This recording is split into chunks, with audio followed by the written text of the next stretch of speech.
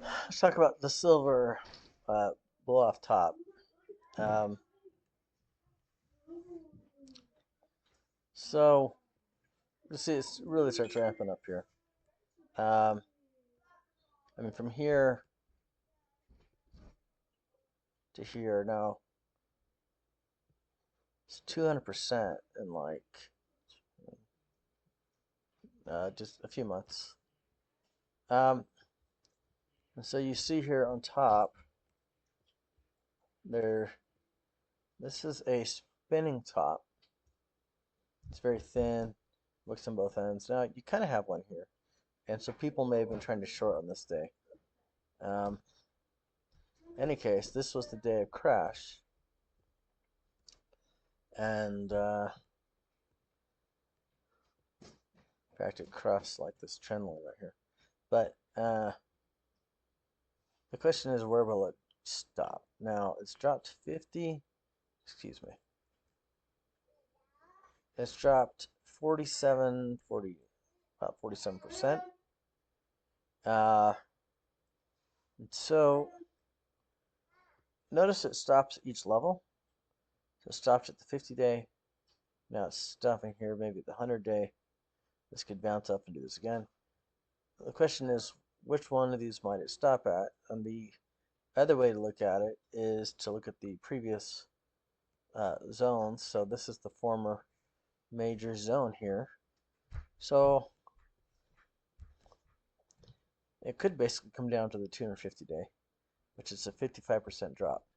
Now, there's a trade style called the parabolic long, which is if it goes parabolic, then it drops. Usually you want like 60s plus 60s. I like 67% or more. So if silver happens to drop to here, um, I don't know if I can buy physical stuff, but not that speed. But I'll be watching for it. And what is this? In fact, this corresponds at that level. That's kind of interesting. So silver will have lost 2/3 of its value in a couple months, which is now you see the power of shorting if you're uh, smart. Okay. Um, so those are the levels that I think are important, and the faster it falls, the better. So if this comes down here the next couple weeks, like really fast, whereas if it comes gradually down, okay, that's not going to be like a parabolic long anymore. But because it got so extended this far, it can basically go in reverse um, really far, and then it comes back again. It's just rubber bands. That's the scientific way. Uh, okay.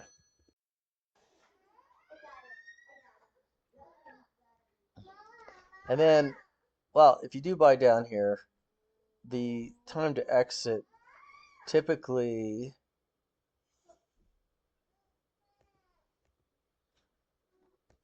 is when it comes back up to, wow, the 10 or 20 days. So what it could do, there's my arrows. Okay, so if it drops there, and I don't know what the 10 and 20 days will be, but let's say they're here, okay? So basically, if you buy here, this thing can rocket back up, and you just made 100% on silver over a few days or weeks, essentially.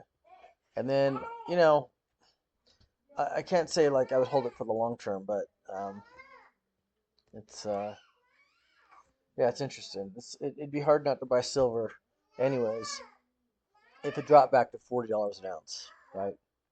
Because that's like, well, that's only last August, but anyways, that's the silver plan. Now, gold doesn't look as bad, um, to me at least. I mean, it came down 15% from that top. I mean, it came down further, but now it's kind of already coming back up. And it could just keep going here for a while. But gold's probably dead for.